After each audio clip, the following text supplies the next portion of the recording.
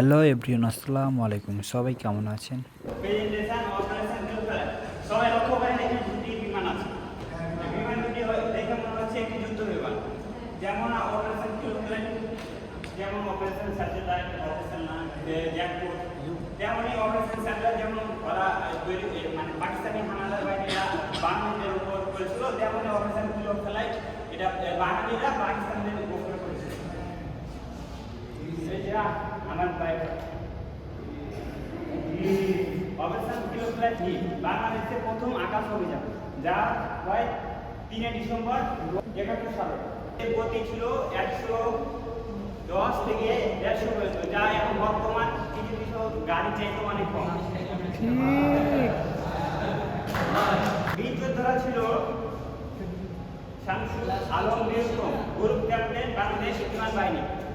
প্রথমত group captain Shamsul Alam ছিল পাকিস্তানি এয়ারফোর্সের একজন সদস্য, যা সরকারি ভাতার উচ্চ ভাতার একটা ছিল, মানে কর্মকর্তা ছিল।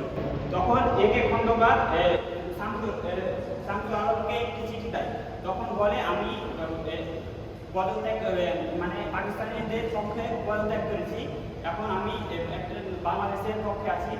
যে এই শামসুল আলমকে একটি চিঠি দেয়, তখন শামসুল আলম 28 সেপ্টেম্বর বাংলাদেশে আসে। বিমানবন্দরে নামার পরে শামসুল আলমকে গ্রেপ্তার করে পাকিস্তানি হানাদার বাহিনী। তাকে কারাগারে বন্দী করা হয় এবং বেশ নির্যাতন করা হয়। তারপরে সিনিয়র কর্মকর্তার সুপারিশে শামসুল আলমকে কারাগার থেকে মুক্তি দেওয়া হয়। বাংলাদেশ বিমান বাহিনীর কোড নেম ছিল অপারেশন কিলোফ্লাইট। এটি চট্টগ্রাম ও নারায়ণগঞ্জে অপারেশন চালানো হয়। গ্রুপ ক্যাপ্টেন শামসুল আলম চট্টগ্রামে।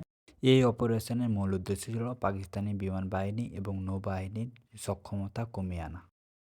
এই অপারেশনে বাংলাদেশ বিমান বাহিনী সফল হয়।